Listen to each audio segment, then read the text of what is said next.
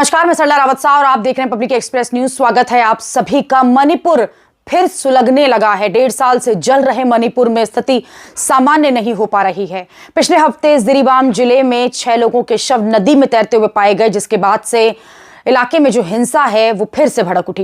रविवार को देर रात भी गुस्साई भीड़ है उसने विधायकों के घर पर भी हमला किया। इसमें कई बीजेपी के नेताओं के घर भी शामिल हैं। जिरीबाम में कई राजनीतिक दलों के कार्यालयों को भी जला दिया गया। इसके बाद से ही विपक्ष ने राज्य और केंद्र सरकार को जमकर घेरना शुरू कर दिया। पूरा विपक्ष इस समय सरकार की नाकामियों पर हावी है। उनकी बात कर रहा है कि किस तरह से एक राज्य को अनदेखा किया जा रहा है। बढ़ती हिंसा को देखते हुए गृह मंत्री अमित शाह ने सोमवार को एक हाई लेवल की बैठक भी बुलाई। राज्य में शांति बहाल करने के लिए चर्चा की और इस बैठक में राष्ट्रीय सुरक्षा सलाहकार मौजूद रहे। इसी के साथ साथ बताया जा रहा है कि खुफिया ब्यूरो के निदेशक भी शामिल रहे और इसका मकसद था कि किस तरह से वहां हालात को सामान्य किया जाए।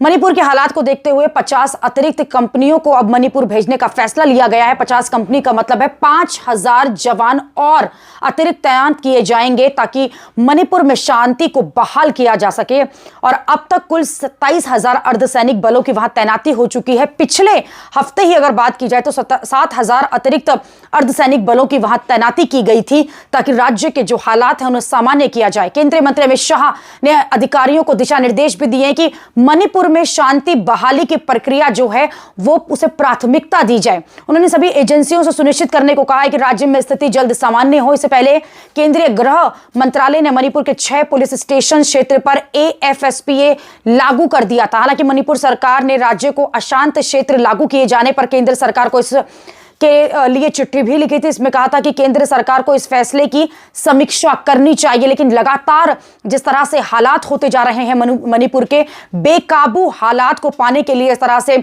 सरकार जो है, केंद्र सरकार जो है फैसले लेती हुई दिखाई दे रही है। लेकिन फिर भी क्या ये फैसले जो लगातार केंद्र सरकार ले रही है ये पूरे होते हुए दिखाई दे रहे हैं? क्योंकि मणिपुर में जो चिंगारी है वो बुझने का नाम नहीं ले रही। हालात सामान्य नहीं हो रहे हैं।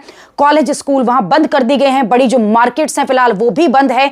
इसी के साथ लगातार अर्धसैनिक बलों को वहां ज्यादा से ज्यादा संख्या में भेजा जा रहा है। 27,000 से ज्यादा की संख्या में इस वक्त अर्धसैनिक बलों का जो जत्था है वहां पहुंच चुका है, जो कि चाक चौबस देखने के लिए वहां पर मौजूद है। इसके बावजूद भी जो बेहद दूर के क्षेत्र हैं वहां पर हिंसा फैलती हुई नजर आ रही है। अभी के लिए इतना ही। अगली खबर में आपसे फिर होगी मुलाकात। देश और दुनिया की खबरों के लिए आप देखते रहिए, आप जुड़े रहिए पब्लिक एक्सप्रेस न्यूज के साथ। धन्यवाद।